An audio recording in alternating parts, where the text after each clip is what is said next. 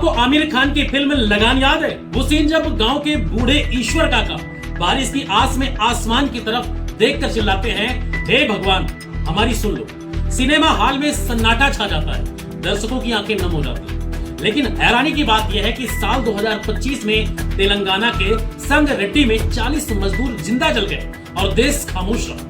न किसी भगवान ने सुना, न टीवी चैनल चिल्लाया, न सोशल मीडिया पर कोई ट्रेंड चला, न कोई मोमबत्ती मार्च निकाला गया। क्यों? क्योंकि जो मरे वो मजदूर थे। क्या जो मरे उनके पीछे चिल्लाने वाला कोई नहीं था?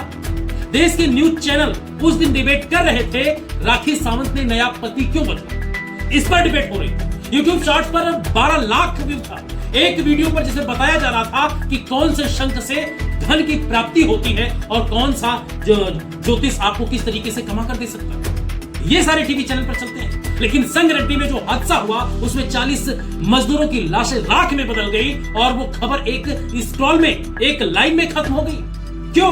क्योंकि मजदूर की जिंदगी का कोई मोल नहीं है, न वोट बैंक है, न टीआरपी है, न जाति का ठेका लेने वालों की रुचि है उसमें दिखती है।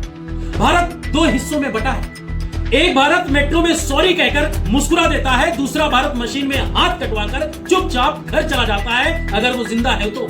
एक भारत 4 ट्रिलियन इकोनॉमी का ढोल पीटता है, दूसरा भारत 4 मजदूरों की लाश पहचानने की कोशिश करता है। आप सोचिए, अगर यही विस्फोट दिल्ली के एरो सिटी में होता, किसी एयरपोर्ट के लाउंज में होता या किसी मिनिस्टर के बंगले के पीछे होता, तो अब तक आप सोच सकते हैं कि अब तक क्या से क्या हो चुका।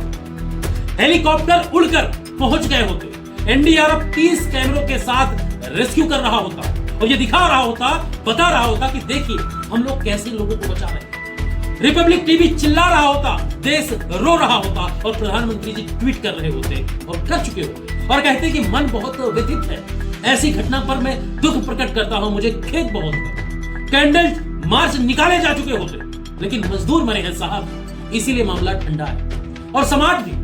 लेकिन क्या आपको पता है कि मजदूर होता कौन है? मजदूर वो होता है जो इमारत बनाता है, उसमें खुद रहने का उसे हक नहीं होता। जो प्लांट बनाता है उस कंपनी के शेयर खरीद नहीं सकता। जो अर्थव्यवस्था को पसीने से सींचता है लेकिन उसमें ना उसके नाम पर कोई संसद नहीं होती। इन 40 मजदूरों ने क्या किया था? बच्चों को स्कूल भेजा होगा, बीवी से कहा होगा आज जल्दी लौटूंगा, मां को दवा लाने का किसी ने वादा किया होगा, किसी ने और कुछ कहा होगा, लेकिन क्या वो लौटे?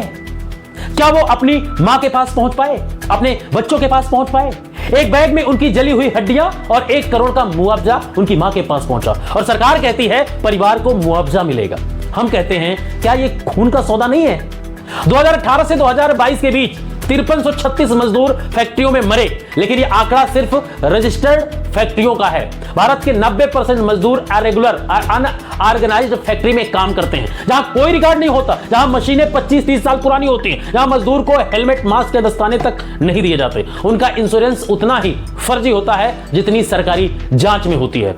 सरकार के पास 15 कानून, 19 नियम, 100 सेफ्टी गाइडलाइन है, लेकिन हर कानून फैक्ट्री गेट पर दम तोड़ देता है। सेफ्टी इंस्पेक्टर आते हैं, चाय समोसा रिश्वत लेकर ऑल क्लियर का सर्टिफिकेट थमा देते हैं और फिर वही मशीनें मौत बनकर फट जाती हैं। जांच कमेटी बनती है, 3 अफसर बैठते हैं, 2 महीनों तक साक्ष्य एकत्र किए जाते हैं और फिर एक लाइन की रिपोर्ट आती है, दुर्घटना खेदजनक थी, सिस्टम में खामी थी, और इसी लाइन में 40 मौतें गायब हो जाती हैं। आप कुछ आंकड़े सुनिए और दिल पर हाथ रखिए। आपको बता दें, इंटरनेशनल लेबर ऑर्गेनाइजेशन क्या कहता है आपको पता है? भारत में हर 1 लाख मजदूर पर 117 मौतें होती हैं। अमेरिका में यह आंकड़ा 3 का है, जापान में सिर्फ 2 का है, जर्मनी में सिर्फ 1 का है। भारत में 100 गुना ज्यादा क्यों है? क्योंकि यहां मजदूरों की मौत एक खबर नहीं, एक आदत बन गई है। और सबसे जरूरी बात, मजदूरों को भी इंसान समझा जाना चाहिए। आखिरी में आपसे एक सवाल है कि चांद पर झंडा लहरा दिया, लेकिन क्या फैक्ट्री में फायर अलार्म लगा? 4 ट्रिलियन इकोनॉमी का ढोल पीटा, लेकिन क्या मजदूर के पास हेलमेट है?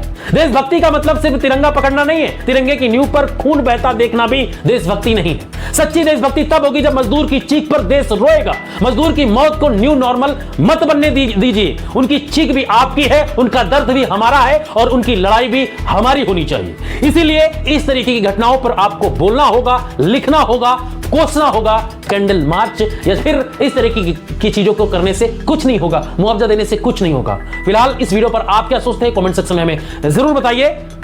मिलते हैं नए वीडियो में, तब तक के लिए